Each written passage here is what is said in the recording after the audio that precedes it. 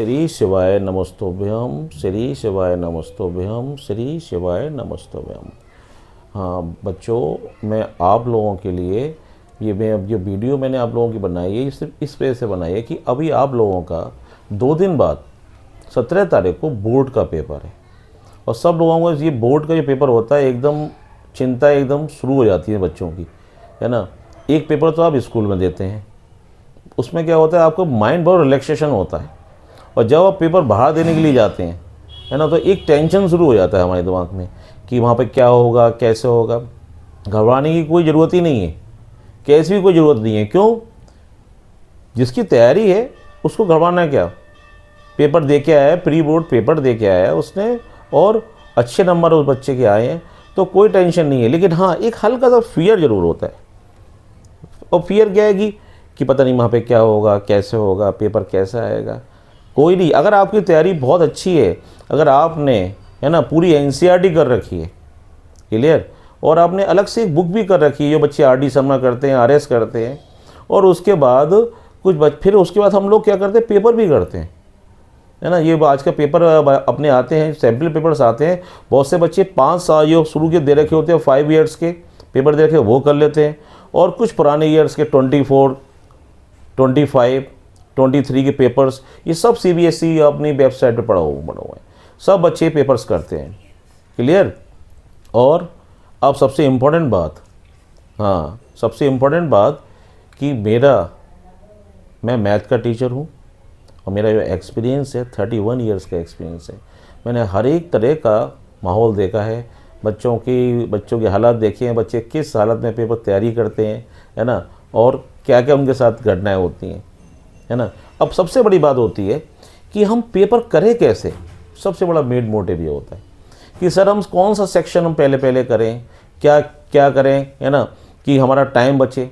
मैं आपसे ये कहूँगा कि आपके पेपर में, चाहे वो बेसिक पेपर हो, चाहे वो स्टैंडर्ड का पेपर हो, क्लियर, उसमें हमारे पास A section, B section, C section, D section और ई सेक्शन।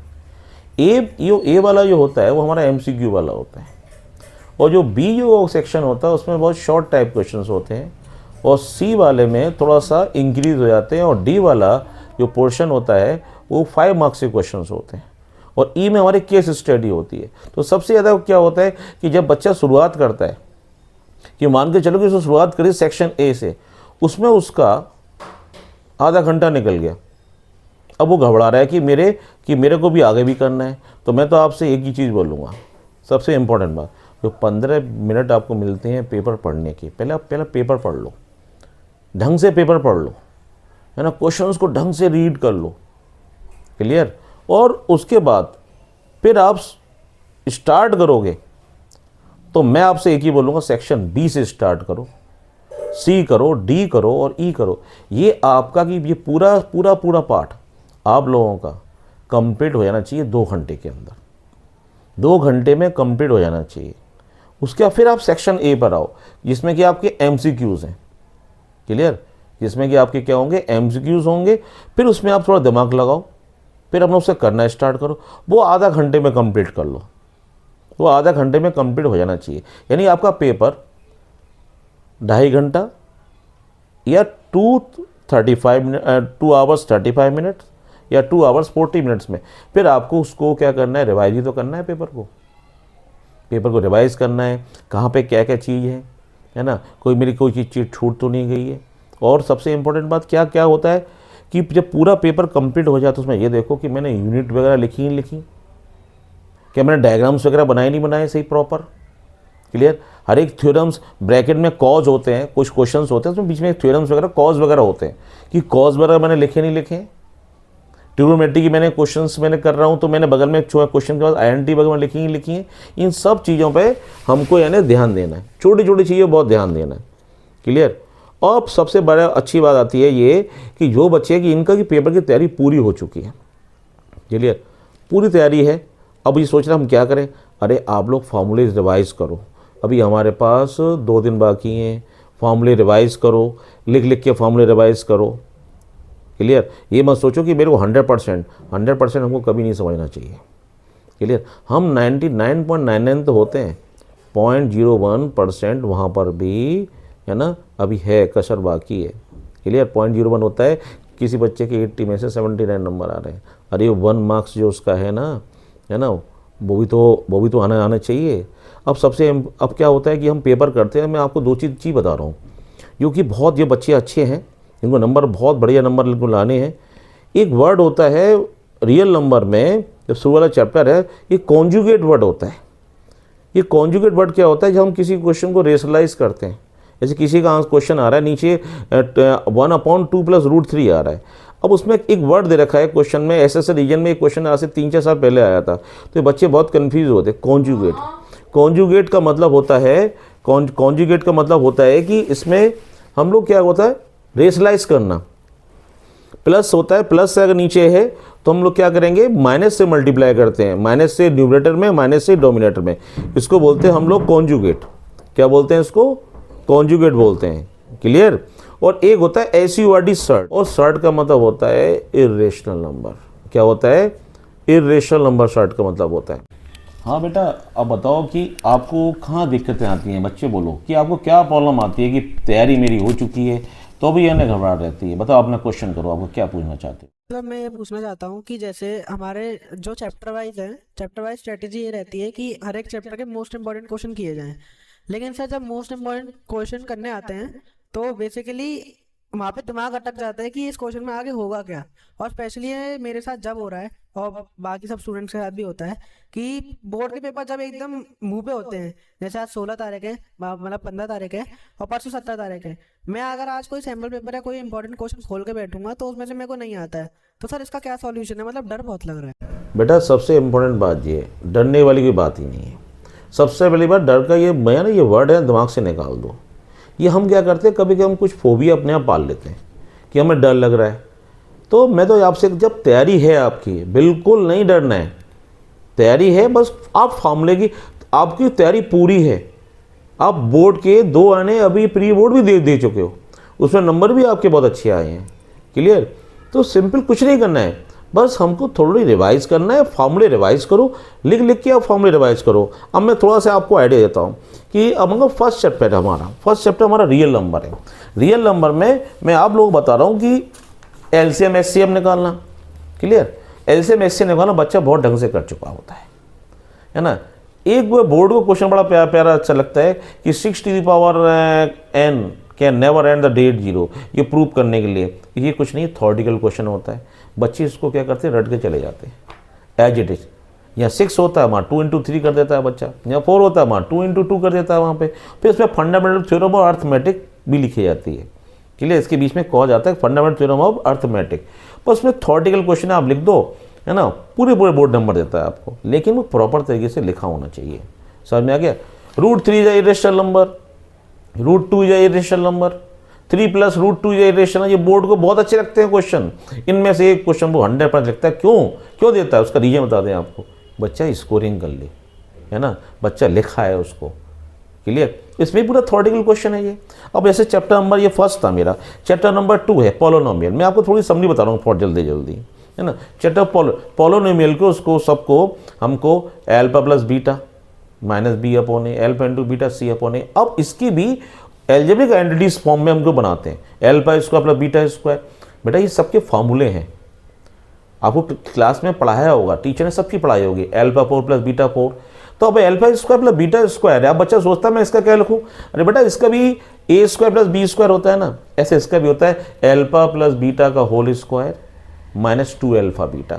अब जैसे मैंने बोला α + बीटा का होल स्क्वायर, तो α + बीटा हम पहले ही निकाल चुके हैं, वो -b/a हमको ऑलरेडी पहले से मिल चुका है, और α β भी हम जानते हैं। तो यानी कि हमको अगर एल्जेब्रिक आइडेंटिटी लर्न है तो हम इन क्वेश्चंस को बड़े प्यार से आराम से कर सकते हैं, कोई दिक्कत नहीं आने वाली, कैसी भी कोई दिक्कत नहीं आने वाली। ये चैप्टर है स्कोरिंग चैप्टर्स हैं, है ना। जैसे चैप्टर नंबर 3 है आपका लीनियर इक्वेशन 2 वेरिएबल।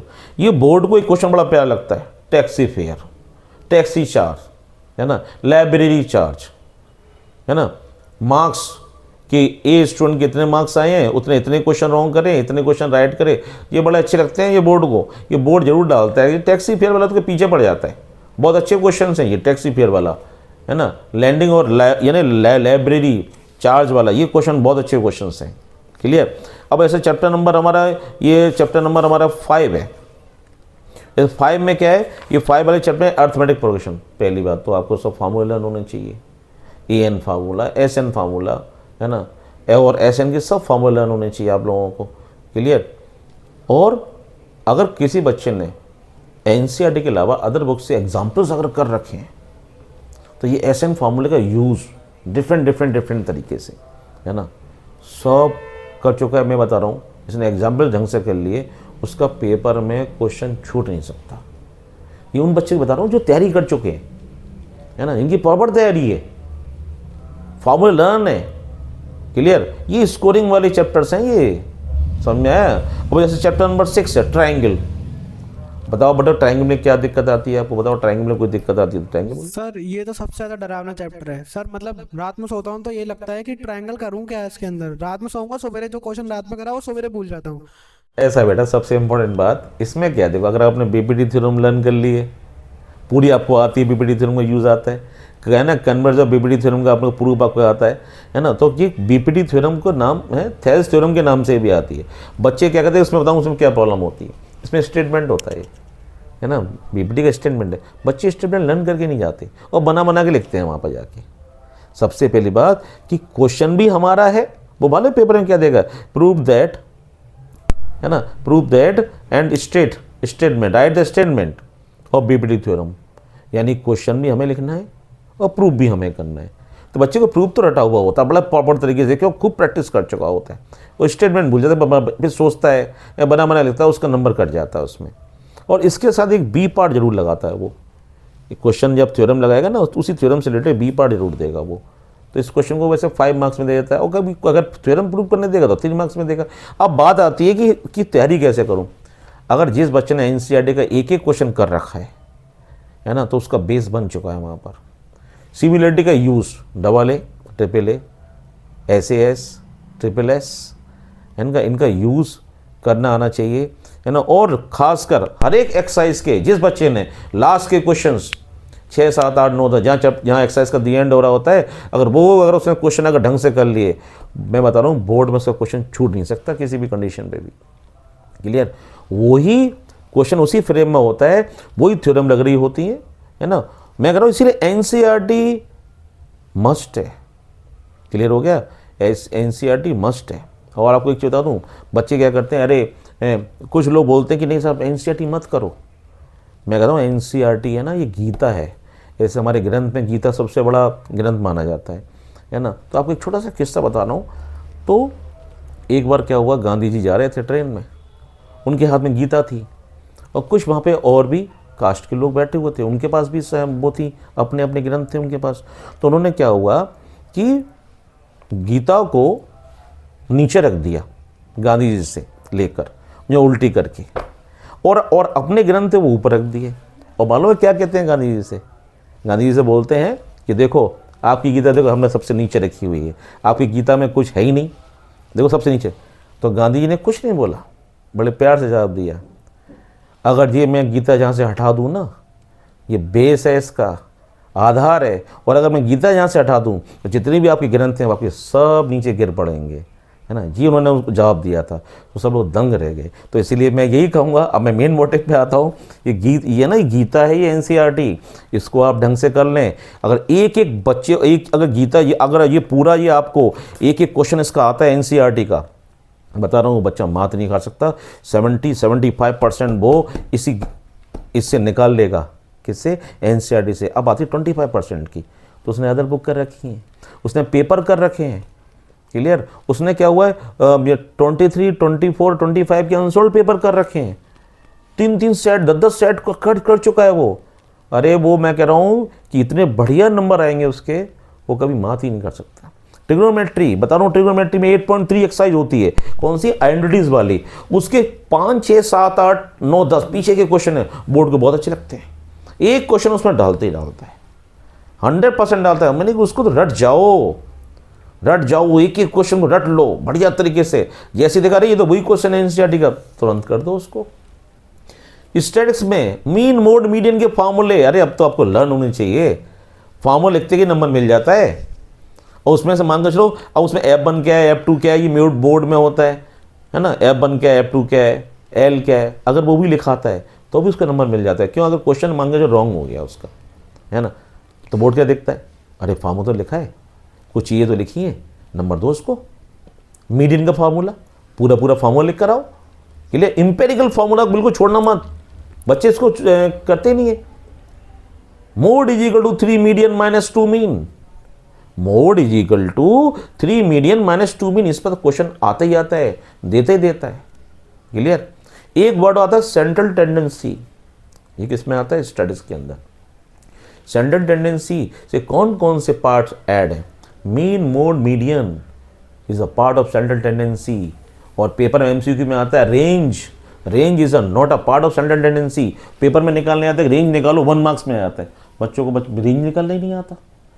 डाटा दे रखे होते हैं, कुछ नहीं करना है, डाटा दे रखे हैं, मैक्सिमम वैल्यू पता करो और मिनिमम वैल्यू पता करो, और मैक्सिमम में से मिनिमम को माइनस करो, तो तब निकला ही रेंज। क्लियर? क्लास मार्क नहीं पता होता है बच्चों को। ये लास्ट बता रहा हूँ मैंने, बहुत सारे बच्चे मेरे से टकराते हैं कि ऐसे क्लास मार्क कैसे निकालते हैं। मैंने बेटा lower limit plus upper limit, कोई सी भी क्लास इंटरवल ले लो, lower limit plus upper limit divided by 2 is equal to class mark. समझ में आ गया? ऐसे क्लास मार्क निकालते हैं। तो बेटा ये स्कोरिंग वाले पार्ट है। अब मैं उन बच्चों के लिए कह रहा हूँ, बहुत से बच्चे बता रहा हूँ इस वक्त ये सोच रहे होंगे कि मैं फेल ना हो जाऊँ। मैंने पूरी साल भर तैयारी करी, मेरे नंबर ही नहीं आते। मैं उन बच्चों को बोल रहा हूँ, अगर वो इन चैप्टर्स को ढंग से कर लें, है ना, उन्हें पास होने से कोई नहीं रोक सकता। लेकिन अगर मैं आपको बता रहा हूँ तो आपको करना तो पड़ेगा ना। क्लियर? अब उन चैप्टर के नेम बता रहा हूँ, आप नेम देखिए। रियल नंबर, पॉलिनोमियल, और उसके बाद कोऑर्डिनेट ज्योमेट्री, और उसके बाद area related to circle, area related to circle. फॉर्मूले रन करने, कुछ नहीं है उसमें। एरिया ऑफ से बस वैल्यू पुट कर आएगा, और वो आंसर भी मंगे चलो थोड़ा नहीं निकाल के आता, तो गलती हो रही है उसे, अरे आपको नंबर मिल जाएंगे। आपको स्टैटिक्स और प्रोबेबिलिटी और वॉल्यूम सरफेस एरिया, इन चैप्टर्स का बच्चा कर लेता है, कोई रोक नहीं सकता उसको बोर्ड में पास होने से। ये उन बच्चों के लिए बस खाली फॉर्मूले लर्न कर ले, है ना, 35-40 नंबर तो उसके कहीं नहीं गए, 100% पास हो जाएगा। तो मेरी आप लोगों से यही है, जो बच्चे मेहनत करें, है ना, और अब खूब फॉर्मूले रिवाइज करें। और सबसे इम्पोर्टेंट बात, ये मत करना कि रात के 2-2, 2:30, 3 बजे बैठे हो पढ़ रहे हो, नहीं। पेपर से एक दिन पहले, अब ऐसे 17 तारीख को पेपर है, 16 तारीख की रात को 10 बजे सो जाना। हाँ, तो मैं आपसे ये कह रहा था कि 17 तारीख को पेपर है आप लोगों का, है ना। पता लगा कि कोई बच्चे क्या कर रहे हैं रात के 16 तारीख को भी रात के 2-2, 2:30, 3 बजे पढ़ रहे हैं। मैं आपसे यही बोल रहा हूँ, बिल्कुल नहीं पढ़ना। 10 बजे आप सो जाना।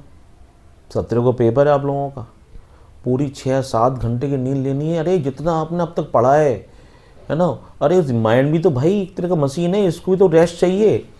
क्लियर? तो वो आराम से वो चीज़ें दिमाग में रह जाएं। तो जब 6-7 घंटे का आप सो लोगे ना, माइंड को प्रॉपर रेस्ट मिल जाएगा। क्लियर है ना? अब अभी भी आपका मन कर रहा है, मान के चलो सुबह भाई पेपर, आप 9-9:30 करीब घर से निकलोगे, तो थोड़ा सा फॉर्मूले रिवाइज कर लेना, 1 घंटे में रिवाइज हो जाएंगे। फिर अपना फ्रेश हो, है ना, फिर अपने जाओ और फिर पेपर देने जाओ अपने आप लोग। और सबसे इम्पोर्टेंट बात, जब भी पेपर मिले, पेपर को, है ना, अपने लो पहले माथे से लगाओ, और ईश्वर का जो भी जिस ईश्वर को मानते हो, ईश्वर